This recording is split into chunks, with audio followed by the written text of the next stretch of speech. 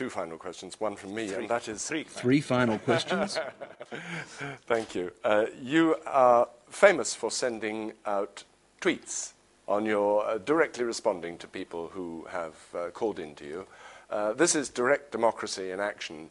Do you have time to do that? Do you have time as Prime Minister now, do you think, to respond to all the young people who want to talk to you? My goodness. Are you saying absolutely. Right now, absolutely.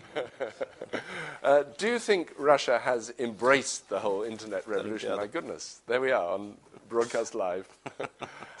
And do you think that the older generation has fully understood the complete need for absolute transparency in this kind of direct response from senior officials?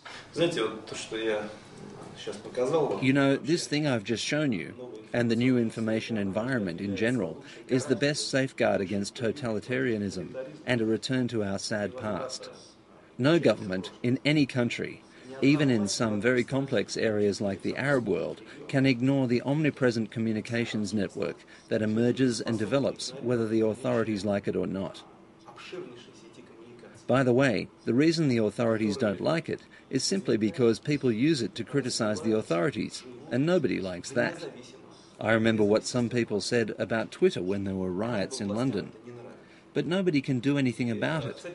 We just need to create a proper legal framework for social networks, but you can't block them. This means that a modern and up-to-date leader can't afford to ignore this new information environment. Every leader should keep track of what's going on there.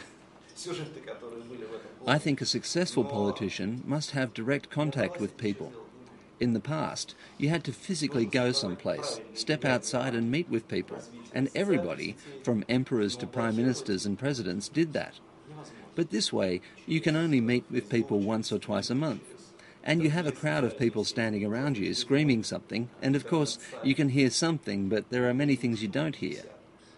As a result, all you get is just bits and pieces. This is totally different. Every day, I read at least 50 messages left for me via Facebook, Twitter, other social networks, or even my website. If it is something important, I issue direct instructions. Sometimes in the morning, before I go to work, I go online and see something very urgent, something truly important, and then I print it out and write my instructions right on this sheet of paper. In the past, it was unthinkable that the authorities may have this kind of direct interaction with people. I think this is very important.